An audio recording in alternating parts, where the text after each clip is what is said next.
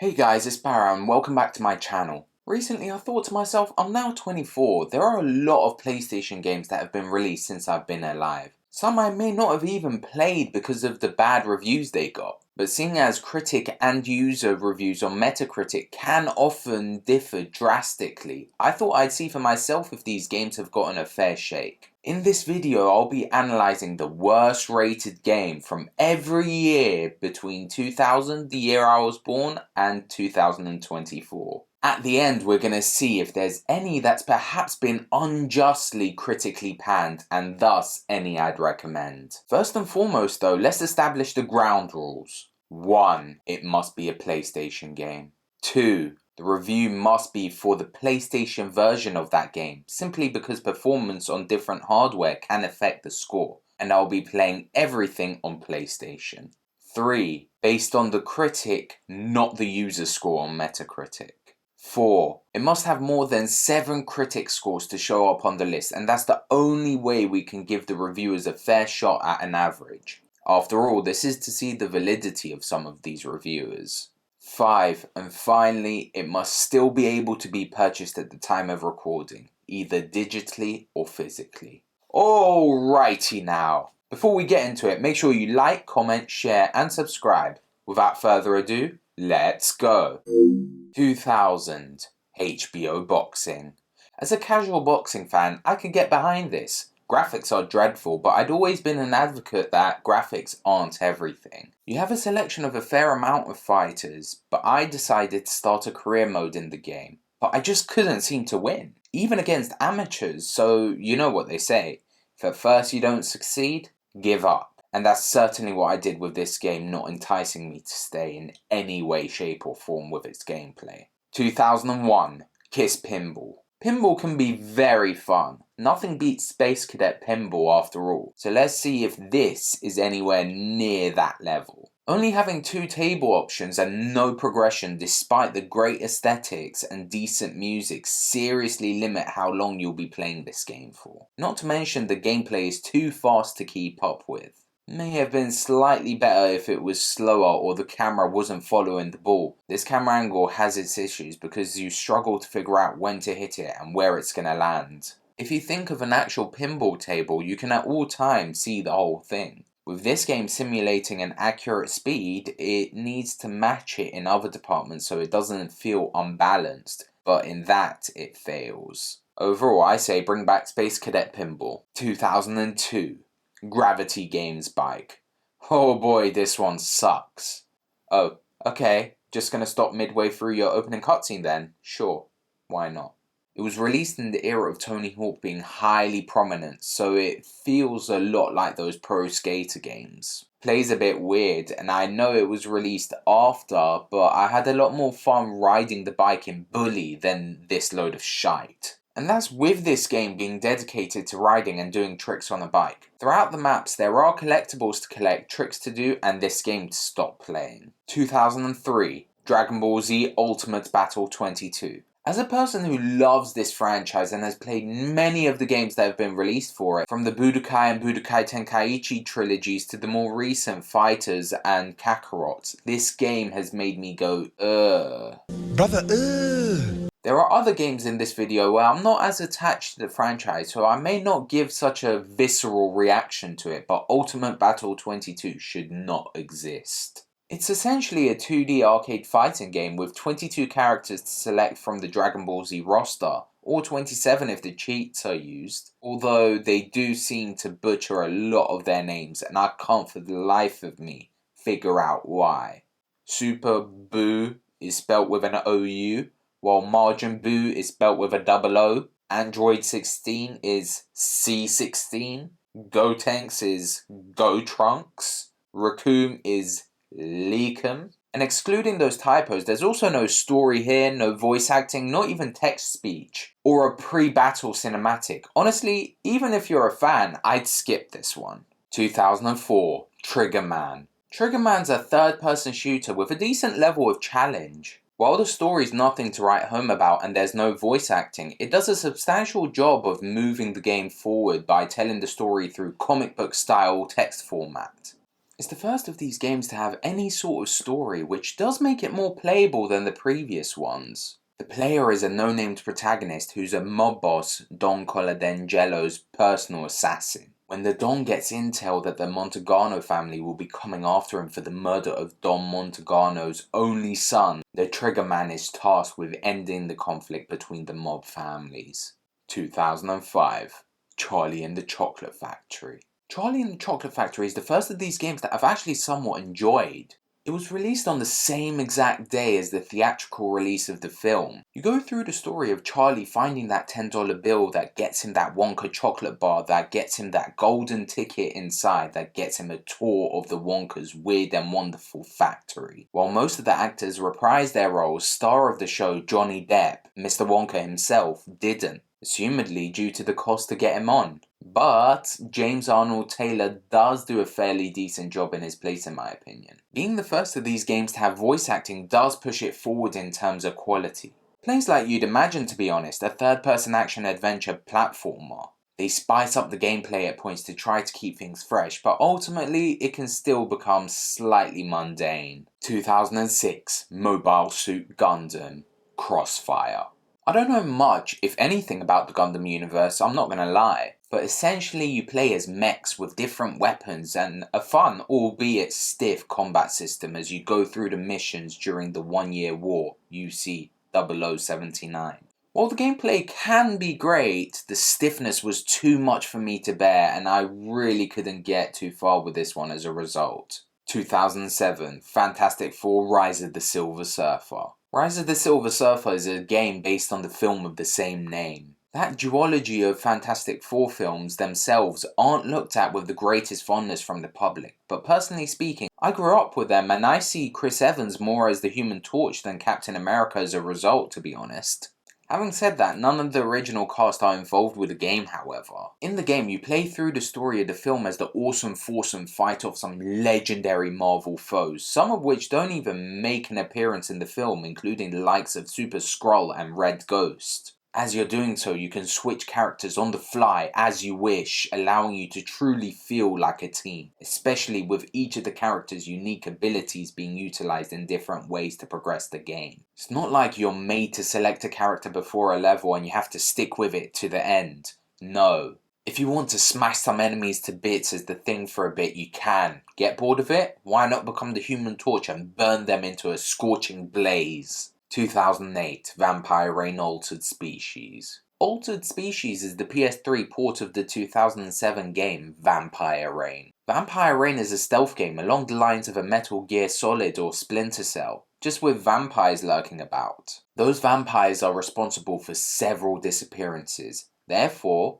the American Information Bureau begins a fully fledged war against them using hybrids, with Lloyd stuck in the middle of the feud. While clearly inspired by those legendary titles I mentioned previously with an interesting enough concept, the execution completely falls flat on its face. With a stealth game, it's mandatory that the AI is highly capable, but Vampire Rain completely lacks this level of substance, unfortunately, which makes it more of a chore to get through than other stealth games. 2009, Leisure Suit Larry. As you can expect from the worst rated game on this particular list, Leisure Suit Larry stutters a lot and the minimap is slightly off. It's a very haram game, the Playboy of PlayStation if you will. It's full of sexual innuendos, and while that may be fun for some teenager boys, or even older people like myself, I found there to be too many fetch quests. Go here, do this, go there, do that, and it gets old fast. 2010, Kick-Ass. You can select one of the three main characters of the film, Kick-Ass, Hit Girl, and Big Daddy, in single player or co-op mode as you go through the events of the film in an isometric beat-em-up style combat model. However, the missions are always the same, whoever you play as. Therefore, individual moments of the film can be altered to suit your game, which is pretty cool. For example, if for one moment Kick-Ass would be unplayable from a story perspective, but he's who you chose to play as, the characters would trade roles. This is a simple way of making sense of what would have happened, but it would have been better if they included missions unique to certain characters. Unfortunately, it seems like they went with the easy route to reduce development cost and time. This is a simple way to make sense of what has happened, but it would have been better if they included missions unique to certain characters. Unfortunately, it seems like they went for the easy route to reduce development costs and time. 2011, Kung Fu Panda 2. Kung Fu Panda 2 plays a lot like the first one, which I also have a retrospective of on this channel, plug plug plug. And although the graphics are technically better, the eyes on Po's face look completely soulless. Kung Fu Panda 2 is Kung Fu Panda 2 by name and name only. Unlike the first game, which goes through the events of the first film, Kung Fu Panda 2, the video game, takes place after the events of the film transpire. Despite the stuttering yet again, it was a fun beat-em-up action-adventure game for someone who, like me, adores the franchise. 2012, Smash and Survive. Smash and Survive can be played split-screen, which I always champion, but also kinda should be a given in racing games. You're able to unlock different cars by going through the campaign and performing different tasks, including point-to-point races, destruction derby, and plant bomb. With it being a PSN title, you can tell the budget was lacking in this one, despite the fact I had a decent time with it for the half hour I played it. 2013, The Walking Dead Survival Instinct. The Walking Dead Survival Instinct is the only game on this list that I actually played, let alone beat before the video. And oddly enough, I enjoyed it at the time. I'm a Walking Dead fan and Daryl is a great character to center a game around, and this game has decent callbacks to the show, and while a lot of it is cringe, I had a blast. We recently got a crappy The Walking Dead game in The Walking Dead Destinies, but that's not a new occurrence. This has been going on for a while now. Survival Instinct adopts a first-person shooter perspective, with original Daryl and Merle actors Norman Reedus and Michael Rooker returning to reprise their roles in voiceover format. You experience how the brothers lose their father before making their way to Atlanta, where they meet Rick and the rest of the gang. While the graphics and environments are lackluster even for the time of its release, the gameplay is a fun loop for zombie and in particular the Walking Dead fanatics like myself out there. 2014, Rambo. Rambo is an on-rail shooter, which I had a fair bit of fun with. That genre makes sense when you realise the PlayStation Move can be utilised with this game. I feel like motion controls kinda go hand in hand with the on-rail shooter genre, especially with set pieces as intense as this. Throughout the game you experience some of the best scenes of the first 3 Rambo movies. First Blood, Rambo the First Blood Part 2, and Rambo 3. As someone who hasn't actually seen any of them, this game was still fun enough for me to have a solid evening's fun playing it on my PS3. 2015, Tony Hawk 5. The lowest rated game, Afro Samurai 2 Revenge of Kuma Volume 1, is unfortunately no longer available to purchase. So I have to settle for the next best, or worse option, Tony Hawk's Pro Skater 5. While I know some of the games in this series is among gaming royalty, I haven't played any of them. Not a single one. I was never into the skateboarding scene. I seem to think it was in its prime before I was born, but I could be wrong. Despite all that though, I had a decent enough time with Pro Skater 5. Not knowing what the others had that this didn't meant I was able to enjoy it a lot more, especially since the tricks were a lot easier to pull off and the combos were more manageable to chain together than the Gravity Games bike. Plus, being able to play as a Teenage Mutant Ninja Turtle did thoroughly enhance my experience though. 2016, Ghostbusters. I have no investment in the Ghostbusters franchise, never grew up with it, never even watched it until a few weeks ago. So I think this can help in the sense that I don't care for it in the same way I do for The Walking Dead with Survival Instinct, so I can give a more honest and less rose-tinted opinion. The game possesses a great cel-shaded art style for the cinematics, which I have to say took me by surprise. Supposedly it takes place after the events of the 2016 film and plays as a 4-player cooperative top-down isometric multiplayer game. However, the 4 players you can play as aren't the protagonists of the film. Those characters are only mentioned in the game. You have the option of selecting either Chaz, Meadow, Megan, or Bobby as you navigate different maps to go ghost busting. The mechanics of the game are simple enough, with each character being equipped with a proton pack that resembles a different type of gun, as well as grenades, but it's safe to say your controller won't be thanking you for this one because the button mashing in order to capture ghosts is frequent and extreme to say the least. 2017. Road Rage. Road Rage is an open-world vehicular combat racing game that takes place in the fictitious city known as Ashen. Reminds me of Burnout Paradise a bit. You receive phone calls telling you where to go for different missions as you progress. These missions are varied in the sense that some are races against other players, races against the clock, stunts and knocking a certain amount of people off their bikes in a given time. While the game is fun, the open world is bland and lacks collectibles in the way Burnout Paradise, for example, doesn't. Therefore, it really doesn't justify its open world, and it could have just been a menu to navigate the missions instead. And the game was buggy as heck. 2018. The Quiet Man. When I first started playing this game, I thought it was along the lines of Erica, an interactive film video game where the choices you make can determine the outcome of your experience, simply because they both used live actors. But no, The Quiet Man is vastly different. It's an action-adventure beat-em-up game, but the combat segments are spliced in sparingly throughout. Thus, it ends up feeling undercooked and lacking any real depth. Having said that, I did find not being able to hear anything due to the main character, Dane, being deaf, a fairly clever gimmick I've not seen before in a game. So I don't regret playing it, but it's certainly not the best game on this list. 2019. Eternity Last Unicorn. I quite enjoyed the game, partly because it played like a PS2 game or an MMO, which I wasn't quite expecting to get at this point in this video. It's an RPG with quite dull but fun combat. Light, heavy, special attacks. Although the gameplay feels archaic and the combat animation is stiff, I had a blast with it. Wasn't compelled by the story, but the gameplay loop was addictive. I know, doesn't make sense, but it's true. This actually could be one I play in my spare time after this video. If you haven't grown up in the age of Resident Evil and Devil May Cry, the fixed camera angles may surprise you, especially given that it's a PS4 title. But the fact remains, just as with those games, the developers use it to their advantage to create an element of tension for the protagonists, of which you got two. You don't get to choose, it changes by itself once you progress enough. Which is a shame because it would have been cool to include multiplayer here, especially local multiplayer, which we don't get enough of these days. 2020.